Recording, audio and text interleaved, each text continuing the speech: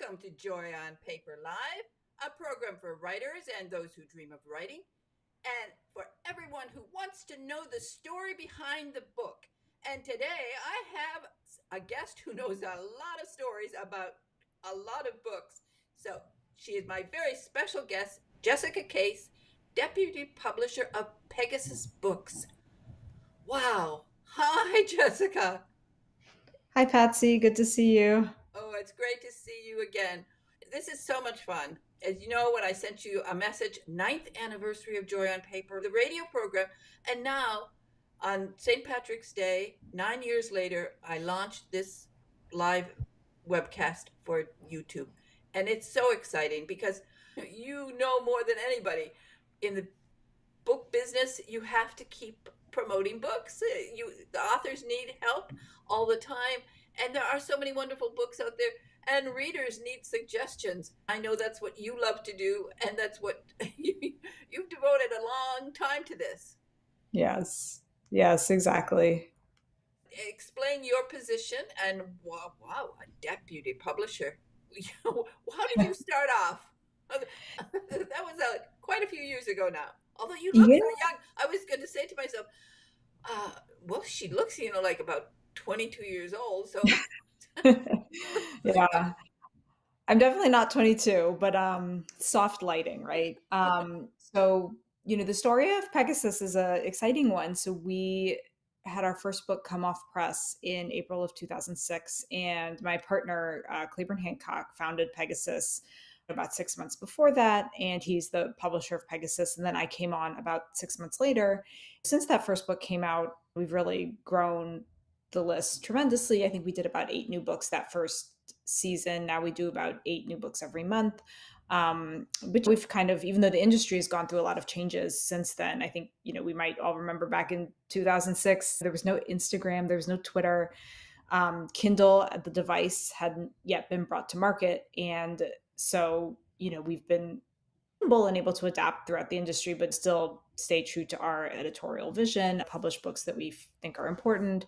We publish a mix of the nonfiction, history, biography, narrative, arts and culture, a little bit of true crime, and then we have a dedicated crime and suspense imprint, and then we do some literary fiction as well. So try to keep a broad scope, and yeah, just we're always on the lookout for new projects that excite us, get books out there that readers want to read, and it's been really exciting to see how the industry's grown and changed over the past almost 20 years. what I love about your whole concept is this eclectic assortment because there one also I think keeps your life interesting. If you were doing the same type of book over and over, it wouldn't be as much fun as you get to meet so many authors. Mhm. Now, thinking about it, 20 years ago, at that point, when you decided to take a book, you were still sending authors letters.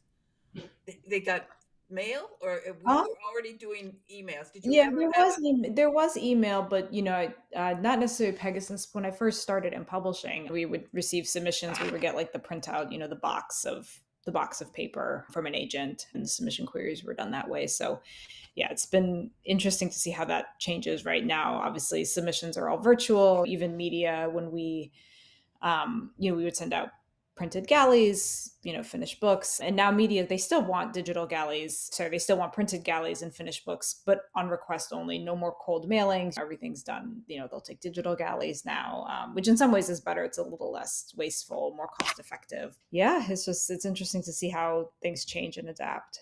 well, when you started off, of course, you were small, and Mhm. when you that moment when you accepted a book in those days, did you the rejection letters? A lot of authors tell me they have rejection letters, and some of them I discovered some rejection letters now are really quite valuable.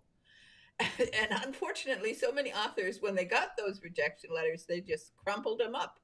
But Uh, boy, oh boy, I would think that a J.K. Rowling's rejection letter would be valuable. Just yeah. so, did you do rejection letters written at once, the ones on paper? Do you remember? Yeah, I guess we would mail some rejection letters. I think mostly when we started by that point, it was mostly on Yeah. email, so not too much print, but back before I started at Pegasus, back when I was at Carolyn Grafton, we would still get the big boxes of paper. We would mail the manuscript back along with the to the agent along with the letter, Yeah, um, declining. So declining. So yeah. one author did tell me that he actually used to paste the rejection letters up on his bathroom. he just Oh, he, but by the time he talked to me, he was already selling a lot of books. So you must deal sometimes directly with the authors as opposed to just the agents. yeah, definitely. No, once we sign a book up, then we will take the relationship to the next level, right? Then, the author and I will work really closely editorially as far as cover design, getting the manuscript where we want it to be, obviously, kind of coming up with a cogent, cohesive design memo for our cover designer, and obviously we're really involved, work very closely throughout the publicity and marketing process. So, yeah, I think it's nice to develop a relationship with an author over the years and watch them grow over multiple books, whether it's the course of a crime series or, recurring science books. It's great to kind of just watch people, grow their talents and careers. One of the most wonderful things I think to give an author that go ahead, you made it. They must get so excited by it, and I think that you being part of that process, it's a lot of fun. Yeah, definitely.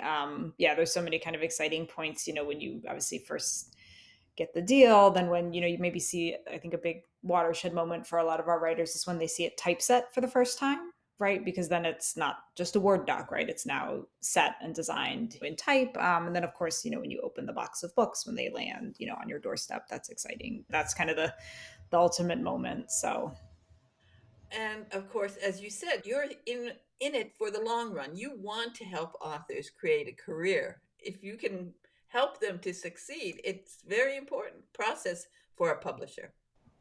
definitely, you want to, yeah, you want to have people that, come back, have new ideas, that we can, yeah, work together constructively and kind of keep building. And sometimes people shift focus. I know crime writers, after they've done 5 or 6 books, sometimes they just run out of ideas, right? And they want to try something different. So maybe we pivot to a new series, or they kind of change, maybe not change genres, but maybe they go from historic crime novels to contemporary thrillers. So we try to, find a way to keep the ideas and the voice fresh.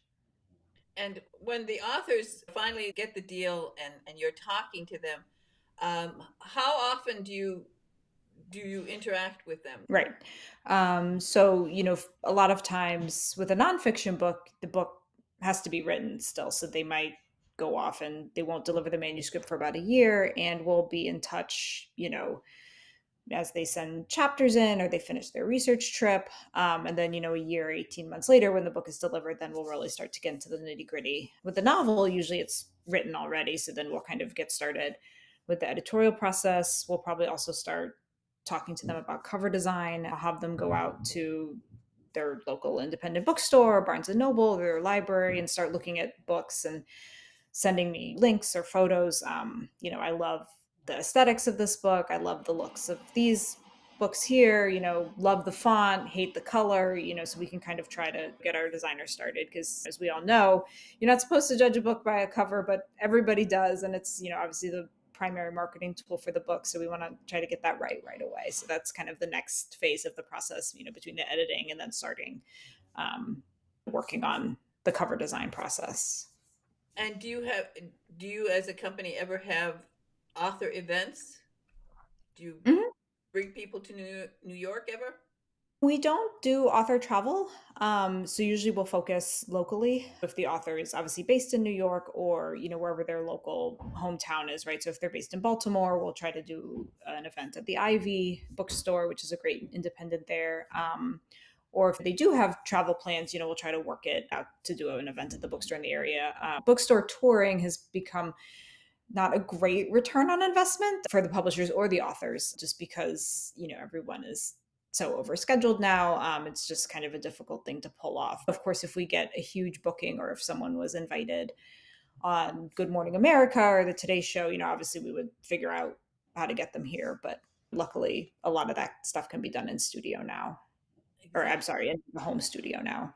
Yeah. You mentioned fiction, nonfiction, and Mhm. authors sometimes don't understand that most nonfiction books, when you this lead time, when you somebody has a nonfiction book, how do they submit it? Do they need an agent, or can they come directly to you?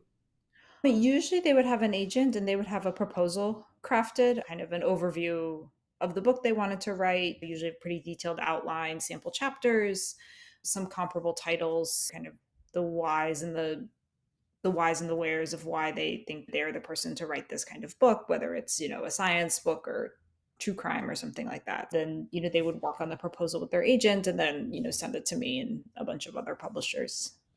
And when you accept a nonfiction book, is there an Mhm. advance? They get an advance? Yes. Yeah. So yeah, we do advances against royalties for both fiction and nonfiction. A portion would be on signing, and then either the second portion would be when the book is published, or when the book is delivered and accepted. So it just kind of depends on each individual contract. Who reads all these books? You have So I divided up, between, Claiborne and I, my partner, we'll both review submissions. We have two young editors who kind of help us a little bit, going through the volume. But it's, anything that Claiborne or I acquire, we've looked at pretty closely. when you're reading and you get the manuscript and you're reading it, do you get excited when you realize, oh my goodness, I need to publish this book? Definitely. Yeah, no, it's definitely an emotional process. And, usually I'll try to have a Zoom or a phone call with the author just to make sure we click. We could talk through anything, vision wise, editorially. And sometimes we get the book, sometimes we don't. Sometimes with something good, there's usually some competition from other publishers. So sometimes we don't win out in the end, which is just how it goes. And luckily, there's more good stuff out there. Well, We've been involved in some auctions, and yeah, again, sometimes we are successful. Sometimes we get outbid. At that point, it kind of financially, the finances are the name of the game. So stuff kind of creeps up. Sometimes we just have to tap out because we're an independent. We don't have unlimited funds, but it's great for the author when that happens. Certainly. I've talked to some authors who have gone through that, and it's pretty exciting for them. But authors love writing, and they love what they're doing, and they are so eager to get their stories out there and to find publishers who care about them and who will work with them as you do. When you think of a lot of careers that people can have, the joy that you give to people that have come through all of the books that you've done now, 20 years, you've put a lot of smiles on people's faces, I think. I hope so. I hope so. So that's, we want our authors to be happy. We want our, the people who read the books to be happy. So, yeah, that is the goal. What percentage of the books that you publish are agented and what percentage are not agent, come directly? Um, Probably almost all of our books are agented. I think one or two books I've gotten maybe a referral from another writer or something like that, or they had like a previous publishing history. But yeah, almost all of our books are agented. So when you are talking to an agent, the agent will tell you what the book is, and of course, if the agent has come to you, they must also be excited about the author. Definitely. No, it's a big investment for an agent to take a client on.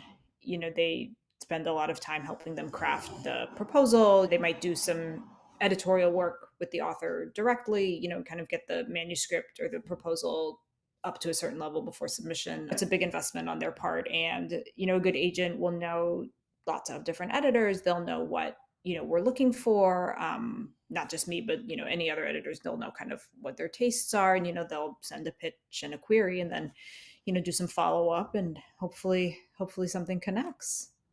When you look at the timeline for publishing a book, so Hmm. many times, every year since I started Joy on Paper, the radio program, I've encouraged people to, write, of course, and quite a few of my listeners over the years have done NaNoWriMo, and Hmm. and they've written a novel in a month of November, which is always exciting. I think the best thing that comes out of NaNoWriMo is that it teaches people that you can, if you're disciplined, if you take that choice, if you make the choice, I'm going to do it. Um, you can do it. It's not that the novel is going to be perfect in in in 1 month.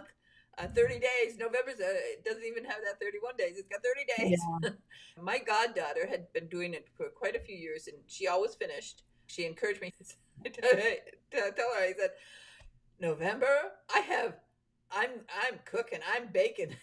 Yes, I, exactly. I'm Yeah, the there's kind. family coming over. It's hard to find, yeah, hard to find quiet time. I have a dessert table. There's five Oh, yeah. types of pies and cakes and everything else. So I'm cooking. I did Yeah. it in 25 days. And, it was a challenge, but it was fun actually to challenge myself to write Mhm. 50,000 words. But I had one guy, and he finished, I think December 4th, he emailed me. He said, PatZi, I finished it. I'm ready to publish. Now, who should I Mm. send it to? Oh. And I said, "Oh, well, I didn't say, oh, sweetie, but I felt like, oh, sweetie, you know, you got a lot to learn yet." Um, Yeah. but when you think about it, Robert Louis Stevenson wrote the first 15 chapters of Treasure Island in 15 days. Yeah. Sometimes you can get on that spurt. Writers get on that Mhm. spurt. Many people don't understand that for an agent, they put in a lot of work. Right. Yeah. So, and they will only take on a project that they think they can sell, because they don't get paid until they make a deal. So they probably will feel pretty confident that, there'll be, a deal at the end of the tunnel. But, there's the old truism that writing is rewriting, right? So a writer will have their draft and they'll polish it. I know a lot of my writers really swear by their writers groups as a really valuable tool to kind of keep them on a schedule, keep them accountable. They say, oh, we meet every other Monday, right? And so by next Monday I have to have something new to show, so it helps them kind of get stuff out there. And so I know that's a very valuable resource for a lot of my writers, both fiction and nonfiction. And then, there'll probably be some feedback when you find an agent and work with them. They might have some suggestions. And then obviously when you find a publisher, your editor will have some suggestions, some work, they want you to do. And then there's copy editing and proofreading. And so there's a lot of obviously phases that the book will go through before, we finally send it off to a printer. When you get the manuscript, in the old days, they used to have that red pencil. Right. I remember when I was in Hollywood, and you'd get back a script, you write a script and you'd get it back and big, red circle, and fix this. Uh, and of course, if you go like to Princeton and you see manuscripts from some writers, you'll see, they have red circles. um, Yeah. how do you communicate now? It's all in Word and you mark it up what you changes when Yeah, you. so we'll do so usually I'll do track changes. Which is essentially kind of like a digital red pencil, right? Yeah. So I'll do track changes with suggested editing or, comment bubbles. Sometimes if it's more of a structural thing, I'll put together kind of an edit memo. If it's kind of something that's more meta that needs to be addressed overall. It's actually going to be a great loss to future PhD students, because nowadays people just make the changes and make the changes, and there's no record of it. I mentioned Princeton, and F. Scott Fitzgerald's work is there, and you can go and you can see the different versions as things were changed through his writing process. I think they said there was something like 14,000 PhD theses, written about F. Scott Fitzgerald work. Hmm. But Hmm. the researchers have all this stuff to look at, all the mistakes he made, all the rewriting he did, all the changes he made. In 2080, they won't have all this material. Yeah, I guess, I mean, there is obviously like your digital paper trail, right? There's still everything lives forever on the internet, for better or for worse. I'm sure a lot of writers save past incarnations of their work, and certainly we hang on to, production files and things like that for a while at least. So, I think it would still be there, and then it would just be a matter of, whether it's collected and the author decides to turn it over to an archive. It won't be quite as much fun, I Yeah, imagine. At I which know, point, there's not the romance with yes, it that will come with it. No, exactly. certainly not. At which point do you see it on paper for the first time? So usually we'll print out, we'll do digital galleys as well as printed galleys. So kind of the early, page proofs, maybe first or second pass page proofs will make galleys for media. So that's kind of the first time I'll see it in print, although I know at that point it's still uncorrected. Sometimes we don't have the photo insert ready, the index isn't ready, stuff is still in process, and then we'll see our finished books come off press about a month to 5 or 6 weeks before, depending on the schedule. Yeah, because So that's always exciting. I can't find errors as easily on a digital version. Copy editors have a big job to do. Yeah, it's definitely harder to see. Yeah, your eye doesn't stay on the page as long. So we definitely try to do multiple rounds with our proofreader. We do a cold read before it goes to press. Yeah, so try to be as thorough as possible. And I know some writers will print out the pages once they're typeset to try to, do a proofread. That moment when authors get their boxes of books, do they call you and are they excited? Yeah, so they're definitely excited. A lot of times we'll have people do unboxing videos for social media because they do kind of capture that initial raw emotion, which is always exciting to see. A reveal is always nice. Mhm. Exactly. I recently interviewed Steve Barry, and now Steve Barry was rejected 86 times. Right. And then what? Now he just hit 30 million books. So, you know, Yeah, he didn't give up. exactly. Exactly. And it's hard, I think a lot of times we definitely pass on good stuff. It's a lot of it's just sometimes something that we think we might not be able to publish successfully ourselves, knowing our track record. It's obviously a really noisy, competitive market out there, not necessarily just for books, but just for people's attention. Think of all the things we have pulling us in different directions, the internet, social media, our phones, the news, television, movies, streaming, so in some ways it's just there's like market reality. So yeah, it's no sometimes it's not even the quality, just what we think we can make work from a business angle. And I have authors, they had these books that they were trying to publish, just was never sticking, and they got frustrated and they said, screw it, I'm going to write something totally different. And of course that's the thing that gets snapped up right away. So you just never know, right? It's, yeah, tenacity and perseverance is definitely the name of the game. And can't go by trends either. I mean, it's Mhm. very difficult for a publisher to say. We went through a period where every book had the name girl in it. And so everybody was Mhm. writing books with girl in it. I There was like a 2 year period before the pandemic when every other book I was getting in the mail would have girl this, girl that, girl that. But you can't go by trends with the lag time of publishing. You don't know what's going to hit. Right, exactly. Yeah. So sometimes things just happen in like a bit of a zeitgeist, just randomly a lot of things happen at the same time. Maybe, but that's sometimes more for nonfiction, right? There will be like a lot of books about politics, right, in an election year, because everyone's kind of building towards a specific event or occurrence or tapping into something happening in the world. And then for fiction, yeah, I mean, there's definitely some trend hopping in publishing. We personally try not to do that. Obviously, if things seem to be working, in a consistent way, right? Like maybe there really is a new appetite for, supernatural or horror, or obviously the YA market, which we don't publish, but I've seen just completely explode. Then obviously you want to try to publish in that space if you can. But I think I would still have to love it personally as a reader. I would think it would have to stand on its own, right? And so that way, say it doesn't work or the trend kind of crashes, well, I would still feel good about publishing it anyways because it was a book I believed in. But trend hopping and trend chasing is, yeah, not something we do because again, the lead time is such that the trend is likely going to be over by then, and then it might not have been something that I believed in to begin with. So. It's a fun business, but it's a challenging business. It's not easy Mhm. to be a publisher. Yeah, no, I mean, I always say, people ask me like, "Oh, what's working? What do you think is going to be the next big thing?" And I was like, "Well, if I knew that, we'd all be millionaires." So, Everybody's always trying to, do the best they can to you know, anticipate what will be the next big thing. Let's talk a little bit about what might be the next big thing. Um, and we have some books to talk about.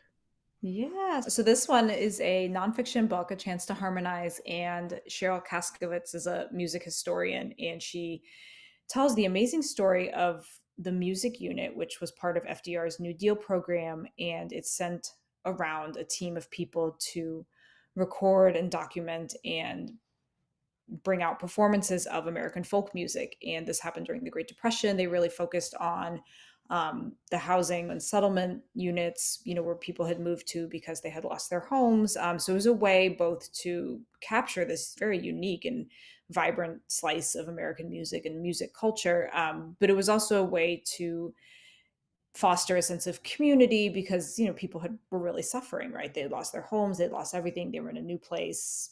Many people were obviously unemployed, so it was a way to kind of foster community and emotional health during a very difficult time in American history. And a lot of the folk music that we have now in the archives and stuff is thanks to this team, this music unit. And there were two women, Margaret Valiant and the other one, her name is escaping me, but they did this just Herculean job of going to all these different people and introducing themselves, using their recording equipment and just really preserving this remarkable chapter in music history.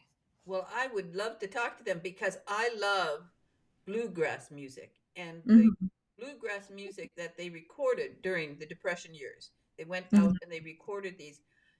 So this is definitely a book I would love love Yeah. to talk talk to the others about. Oh, good. And Sydney Robertson, that was the other woman's name. Yeah, Margaret Valiant and Sydney Robertson. Margaret was kind of the music woman on the ground, kind of would like create groups and put on performances. And Sydney Robertson was the one with the recording device, and she was the one really kind of diligently Well, taking everything good. They have to come on the program and they can play some music for me. down. Then you have another book, A Nest of Vipers. I love that. Yeah, so Harini Nagendra, actually, this is a good example of building someone's career and building a series. A Nest of Vipers is the third book in the series featuring the detective that Harini has so brilliantly crafted. It's set in 1930s Bangalore, and she's an amateur sleuth. She's married to a doctor, and they set out to solve these crimes. So obviously, it's got this tremendously rich sense of place, historic, detail. And there are always these very like kind of brilliantly and tightly plotted mysteries. So it's talk about escaping to a different world, but also kind of getting a good mystery to noodle over. So this is Harini's third book, and we've got more in the pipeline. So this will be exciting. Oh, it sounds great to me. It's exactly my period of interest. I love it, and I'm Yeah. looking forward to reading this one. Great. Okay, what now? This is a completely different type of book. Yeah, so obviously, the Beatles are still enduringly popular, and there's many, many Beatles books out there. But Ken McNabb takes this one specific year, 1963, to document the rise of Beatlemania and how everything really took off, for him at that moment. They were kind of playing in small clubs in Scotland. Then all of a sudden, bam, you have four number one singles, your albums, national tours, besieged by thousands of fans, and how everything for this group of guys just turned on a dime. And obviously, they became the Beatles as we understand it. Wow, that sounds like a good one. Oh, I've got to read that. And then I think you have another one, To the Yeah, so this Gorge. is a book we just published in May, and Emily Howland was a already fairly accomplished trail runner, and she lost her mother very suddenly to a rare uterine cancer. And any one of us who's ever lost someone, the grief can just be, crushing. She was just really struggling with losing her mother, with whom she was very close. And grief is funny. She, was at this place where you almost literally you can't get out of bed, you can't get up off the floor, and she was trying to do something that would honor her mother's legacy and hopefully maybe inspire others. And she was already in so much pain. So all she could think of is what's the most painful, insane thing I can do physically. And for her, that meant running the Oregon section of the Pacific Crest Trail. She runs 460 miles from the Oregon California border all the way to the Oregon Washington border. And as she's preparing for this and kind of using this as a way to process her grief, she thinks maybe I can have a fastest known time on the trail run by a woman. And then as she's going, she says, actually, maybe I can break the fastest known time outright. So if you want to find out if she really pulls it off and learn how she manages to cope with this incredibly insane physical task, along with the emotional weight of losing her mother, you'll have to read the book. Okay, well, it sounds good, and I hope that Emily will be able to join me on Joy on Paper Live. I would love to hear her story. I can't imagine. And the thought of it is, well, if I can get in a few miles a day, I'm happy, but that's a lot. Yeah. Well, again, it's so exciting what you have going for you, what you're doing. I'm so happy that you were able to join me today, and we're going to have a lot more of your authors on. And I know that they're very grateful to you and to Claiboerne for all that you do for them and Yeah. helping them to build careers. And because one of the things I want to do with this program is really to reach more readers, get them excited about reading. I have some ideas about how we can do that, and that's why this Joy on Paper Live program, I think, is going to be a great help to all the writers out there. So Yeah. I hope so. okay, and here is people can see your website, and there I am up there, always happy behind the microphone. I remember the first time you came on the program, you did a little research about you. And of course, I discovered that at that point, you were writing a blog. And I read Hmm. one of the stories. Now, this has stayed with me. I don't know how old that blog was, but this was way before the pandemic. You were in the early years of Joy on Paper, I think year two or something like that. I still can't believe that I started in 2015. I've read your blog, and what you wrote in there stayed with me because you were writing about Chinese New Year's dinner. And I think it was your grandfather, maybe your grandmother said you should eat a whole chicken, a whole piece of fish, not cut up, right? Hmm. Yeah, yeah. So yeah, kind of yeah, keeping things, as the whole, I guess kind of an old tradition will bring good luck. Yeah, no, food is obviously pretty central to not just Chinese culture, but a lot of cultural celebrations. I miss keeping my food blog. I think I was really devoted to writing that before I had kids, but now, kind of Well, working with have you young ever children, put that? it's always a little. You know, I don't know if it would be possible. It might be possible. It's not very likely. You could find a publisher who would publish your Yeah. story and include some of your because you had great recipes in your blog. Oh, good. Yeah, I do like to cook. It's a good, fun hobby, and you know, I'm especially with two young boys. I'm definitely good as a good short order cook now, Well, adapting to. you could come out with a book, and you might know a publisher, in a nearby office there, who would say, "Oh yeah, it would be nice. Actually, you could include your boys." I love cookbooks where the the person writing it has pictures of themselves cooking it and pictures of their family eating it. So I think Mhm. you have Jessica Case. I think you have a Yeah. book in you. I might, maybe we'll see. Well, I think it would be wonderful. And since you look like you're 22 years old, how old are your boys? They're 8 and 6. Oh, that's a perfect So, age. They would yes. be. They would love to be in a book. Yeah, I think so. So So, they. so you better start taking pictures of them cooking in the kitchen with you, right? And then Yeah, you could put it together. And who knows? In a year from now, you could be here on Joy and Paper talking about Jessica Case's book about food, yeah, because you are maybe. a bit of a foodie, right? Yeah, I think so. I mean, I think I know I do like it. I enjoy it. It's a good way to relax. I know a lot of people enjoy doing something, especially everything's so online, right? Doing something with your hands. And yeah, so I've always enjoyed it. And So it's I been. remember in your blog because it was your grandfather, I think, who was telling you how to do this. So you Mhm. have an interesting family, and there's a lot that you can write about. I'm Mhm. always telling everybody, joy on paper is finding the joy of actually writing your book. And I think we're going to have you back Exactly. here, Jessica. I hope I've given you a good idea here. Anyway, Yes. say hi to Claiboerne. I hope he'll come on one day. It's Yes. just so fascinating. And again, thank you so much for being on Joy on Paper today. It's a joy to talk to you and to talk about books, because all the stuff Yeah. like you, I'm always reading, and Yes.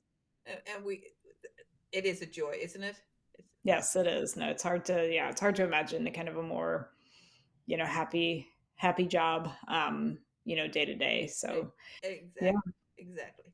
it was Okay, great. It was thank you. great to see you again, PatZi. And yeah, thank you again for having me on. It's been a joy. Bye bye now. Bye. Bye.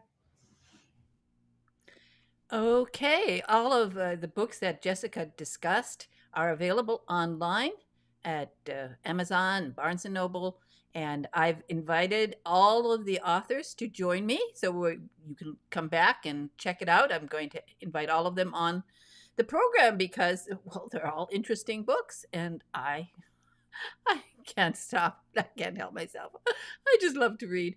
So please keep checking the list. A minute. I'm going to have a little, in a minute, I'm going to have a little promo. Well, sort of a, uh, you know, Barbara Hinsky was on the program a few weeks ago, and Barbara Hinsky wrote a wonderful series of books that she started with one book called Guiding Emily, and it is about a young woman who goes blind and needs a guide dog. And of course, it's a big adjustment for Emily, and Emily, but she gets a dog, and his name is Garth. And Barbara Hinsky book, her writing is excellent. She'd already had one Hallmark movie done for a novella that she wrote, but when they Hallmark read Guiding Emily, they gave her another Hallmark movie. It's available if you go to the Hallmark channel. They play it quite often, um, at Christmas, and of course they also play it. I know, um, like Christmas in July, whenever they have Christmas programs. And also, I think if you're a member of the Hallmark Channel, you can see it. And it's a wonderful, wonderful film, beautifully done. And the interview with Barbara is also on this Joy on Paper Live channel, so you can check that out. It's a wonderful interview. And if you have an author that you want me to invite, please just put a message in the contact box below, and I will invite them. And if I select an author that you've suggested, and you're the first person to suggest that author, we will invite you to join us right here on Joy on Paper, so you can have a 5 minutes or something with your favorite author. But all I need is a comment from you, so put it there in that box. And also, just if you're watching YouTube, you know how to do this. You know what we need for all of the creators on YouTube. There are so many wonderful creators. There are so many wonderful programs. And when it comes to books, promoting books it is really a joy for me to be able to do this for authors. But I need your help. And if you could subscribe, and then of course all of the other things, the like, comment, and share, that really helps. Now, you'll notice I have a Patreon page. The Patreon page is separate from this channel, of course, but what I'm doing on the Patreon page is I'm trying to upload all the hundreds and hundreds of interviews that I've had on the radio program. And these are fascinating interviews, and they are all free. So if you go to my Patreon page, the radio interviews are all free. I'm right now, I don't have anything that costs any money there, so you can just go there and listen to those, and I'm uploading them as fast as I can.